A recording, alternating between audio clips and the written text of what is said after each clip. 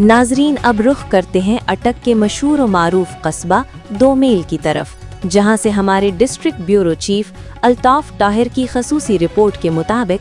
जमात-ए-इस्लामी पाकिस्तान की जानिब से मुल्क भर में बदल दो निज़ाम तहरीक का बाज़ाब्ता आगाज़ कर दिया गया है, जिसके तहत ज़िला अटक में इस तहरीक का इफ्तिताह 7 जनवरी 2026 को किया जाएगा। इस मौके पर अमीर जमात-ए-इस्लामी पाकिस्तान हाफिज नईमुर्रहमान अटक में एक बड़े अवामी जलसाए आम से खिताब करेंगे।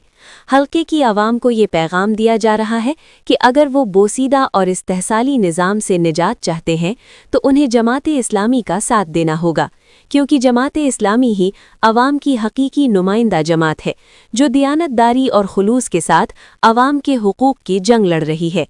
जमात-ए-इस्लामी के पास मुखलिस, बाकिरदार और अवाम दोस्त क़यादत मौजूद है। इन ख़यालात का इजहार अमीर जमात-ए-इस्लामी तहसील जंड हाफिज अब्दुल रऊफ़, सदर खिदमत फाउंडेशन ज़िला अटक डॉक्टर ताहिर अय्यूब खान, नायब अमीर जमात-ए-इस्लामी तहसील जंड मलिक आमिर खान, जनरल सेक्रेटरी जमात-ए-इस्लामी जंड लियाकत अली खान, नायब अमीर जमात-ए-इस्लामी तहसील जंड मोहम्मद अकरम ने मठियाल में मुनक्किदा प्रेस कॉन्फ्रेंस